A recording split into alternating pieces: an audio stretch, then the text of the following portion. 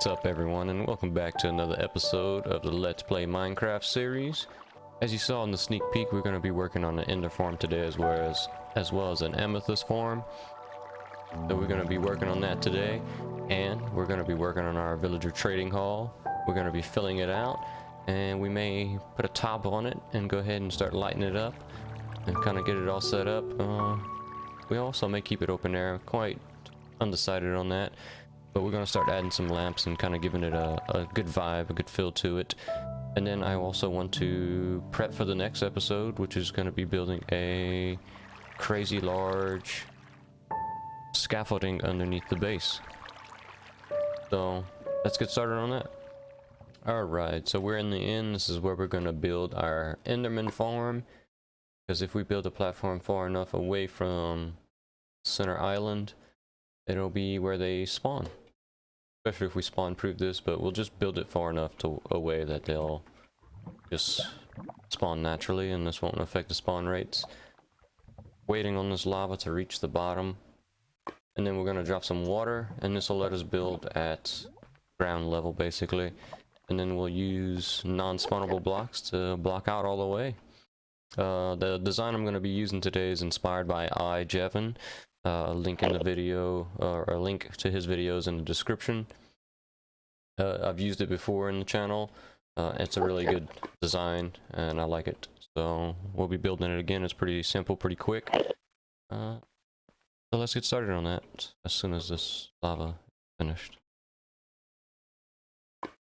and I think it is.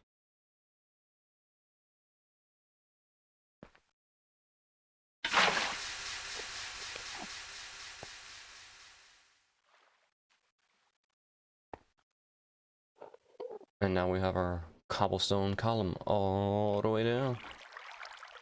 And the next thing we get to do is try not to fall into the void, because I'll lose everything on me, which is quite a bit. Started building that with our leaves. Yo, what's up everyone? Figured I'd just ramble to you. I'm building this Ender Farm here. Again, the design is by ijevin. Link to his video in the description. There's also tutorials for it around YouTube if you're really interested. Easy to find. It does work in 1.19, although I'm still in 1.18. I'll probably make the shift to 1.19 here soon, as long as all the extra mods that I have in place are able to run on 1.19. But I'll be starting a new Let's Play series on Warframe. A game made by Digital Extremes. I've used to play it on PlayStation, so I'm going to start playing it on PC.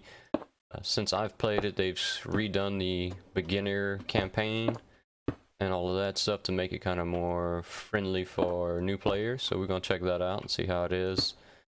As well as they're starting to implement cross-play, things like that, cross-play and cross-save. They have an event going on this weekend to make everything line up between console and PC, so we'll be checking that out.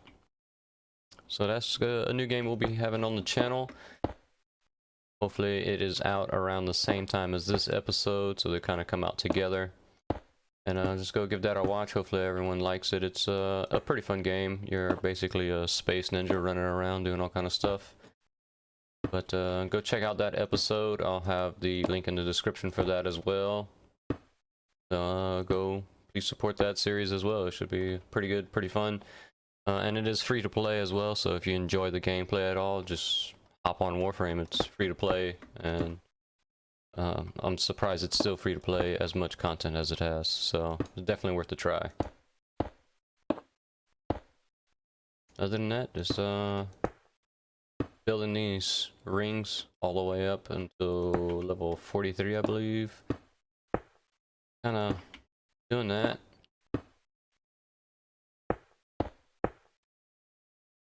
Pretty boring task. Normally I watch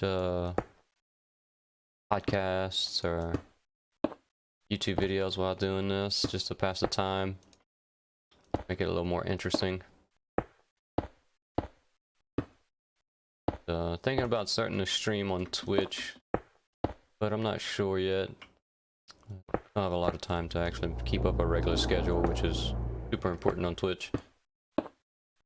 So, but hopefully in the near future, life settles in a little bit, I can start trying to stream as well. It'd be pretty fun. Level are we at? 31, so we got a ways to go. I'm gonna go ahead and not make you bear through this towering pillar of stone all the way until we get to 43. Cut back to when we're finished. Right, we're trying to spawn an Endermite and then name him Enderbait because, well, it'll get all the Endermen to run into this hole and... Oh.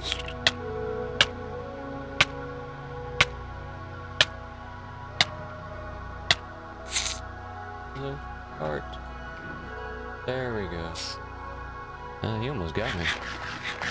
It is a very new move to get killed by an Endermite.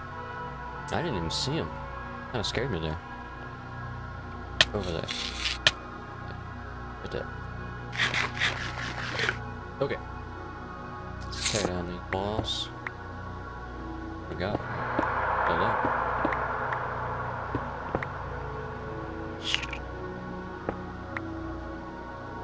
Go right on top. Yeah, but what'll happen is the Endermen will see him because they some big old dummies. They'll run straight off of here and down there, and then get to hit him with my sword and kill him. They'll drop all their stuff and plenty of XP, which is what we want this for. Big XP for them.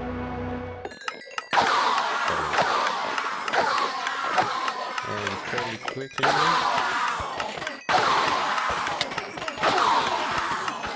Also put up some railings so they hit me with fun stuff. And this makes a ton of ender pearls, so this will be running just to dispose of those because it's going to fill up really quick. But that is our ender farm. We may dress up the tube a little bit and finally create some channel colors and an actual emblem for our channel. That way it's just not some random S that I have. Actually get official colors and everything. So that's what we'll be doing shortly. Maybe next episode. Give me a little time to figure out what colors I want to use. I think I know though. And then, yeah, we'll go make that Amethyst Farm now. Alright, before we start going and building our Amethyst Farm, I'm gonna have to do some work underwater, so we need to upgrade this gear quite a bit. Curse of Binding, oh, it won't come off unless I die, so may have to kill ourselves as well. But we need to upgrade especially our helmet and our boots so we can get Depth Strider and Aqua Affinity, so we can just breathe in the water and move around as we want. So it looks like I'm gonna have to just take myself out real quick so I can get these boots off and then upgrade our gear, which we've already added all these new villagers, and we get a good iron trade with 1 iron for all of our emeralds. So this should be pretty quick and easy. Put a lot of lamps, probably going to take some out, but I do like the atmosphere they give off. I may swap out every other lantern for a blue lantern and see how that sets the mood. But let me go put up my stuff and drown myself. Alright, so we got rid of the boots. Go ahead and get our stuff back. Need some new boots. Go ahead and get those first. Use boots. Bingo.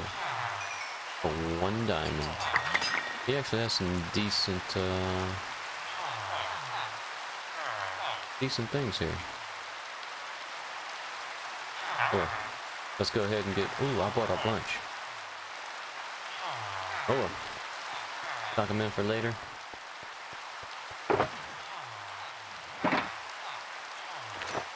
Alright, let's get this trading going and get everything geared up. Alright, and we have gotten geared out. Got our water cap, our speedo, and our flippers all set up so we can go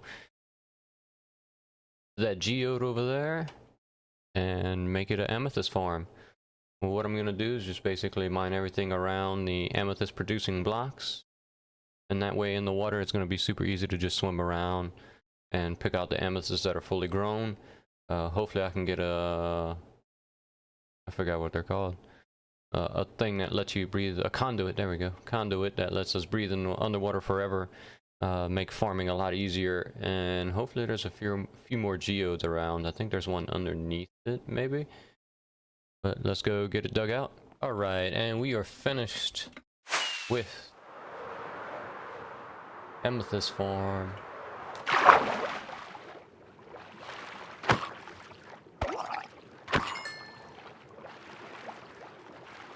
And the Amethyst Farm is all finished, and this is the final product. I went around and pretty much dug everything out around all of the source blocks. So these source blocks are the ones that are going to be able to make our amethyst shards, and then you can just come around with a fortune pickaxe, knock them out, easy peasy like that. Rather than having to float around in the air and try to do that, it's much easier in the water. This is probably the easiest way to farm this stuff. Any other way is just kind of a pain, because you got the ones that grow underneath like this, and in the water you can just easily get under it and knock it out. And I thought about making sure there'd be no waterfalls like this, where I could get in and breathe, but it is quite convenient. I think I'm gonna leave them. I may come and fill up a few of the gaps, so it's not so widespread. It does make this a lot easier. So, our Amethyst Farm, it should produce a decent amount. Hopefully we can find another one somewhere nearby and do this to it as well. It's just super easy, especially with my gear being all geared out now. It is so much easier. I can stay underwater so much longer. Should have did this when we were building the boat, but oh well, live and learn. Well, we got one more thing we want to do this episode, so let's go ahead and head back to the base, and we're going to get that set up for the next project for next episode.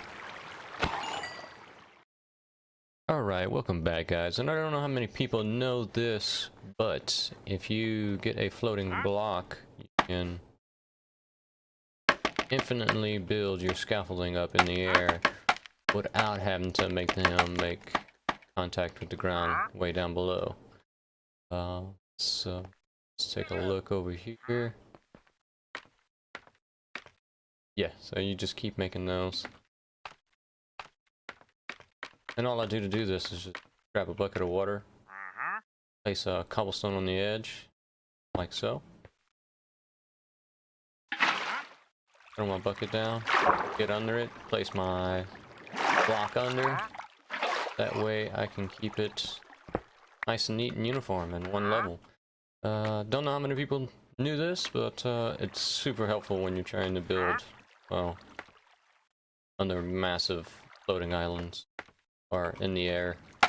So yeah, just a quick tidbit as I put up the last of my scaffolding that I have.